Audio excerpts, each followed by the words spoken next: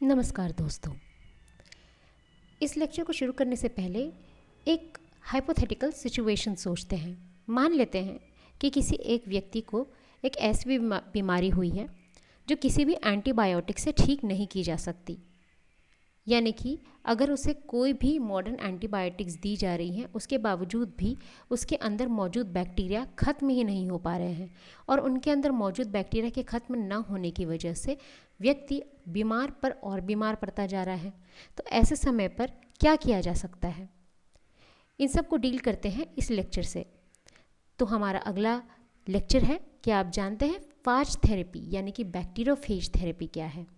जानते हैं ये क्या होती है, ये कैसे काम करती है और इस पर अभी रिसर्च क्यों चल रही है? तो क्या है ये बैक्टीरियोफेज थेरेपी?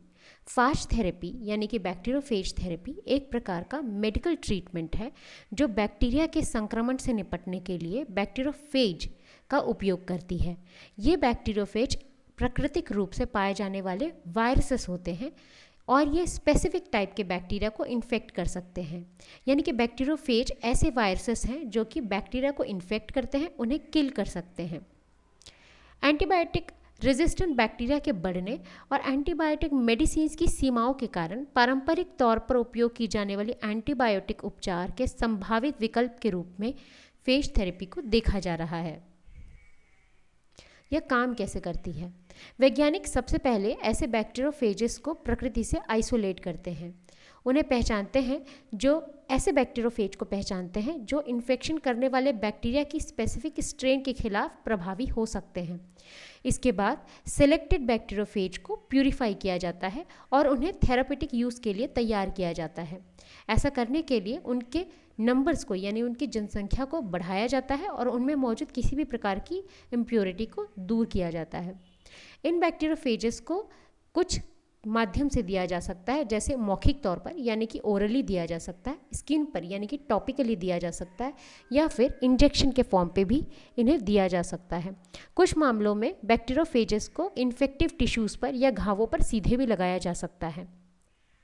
ये बैक्टीरिया के सेल वॉल से जुड़ जाते हैं और अपने जेनेटिक मटेरियल को इंजेक्ट कर देते हैं। फिर ये बैक्टीरिया के अंदर रेप्लिकेट करते हैं और अंततः बैक्टीरिया के फटने का कारण बन जाते हैं, जिससे अन्य जीवाणुओं पर यह हमला करके और अधिक तेज़ी से फेज बना सके। इसे कुछ इस डायग्राम से देखते हैं। यहाँ आप देख सकते हैं कि एक बैक्टीरियोफेज है जो कि बैक्टीरिया को इन्फेक्ट कर रहा है। इसके बाद बैक्टीरिया के अंदर जाने के बाद ये बैक्टीरियोफेज अपने नंबर्स बढ़ाते हैं और बैक्टीरिया की पूरी मशीनरी को कंट्रोल कर लेते हैं। इसके बाद ये बैक्टीरियोफेजेस उस बैक्टीरिया की सेल वॉल को तोड़कर बाहर निकल जाते हैं।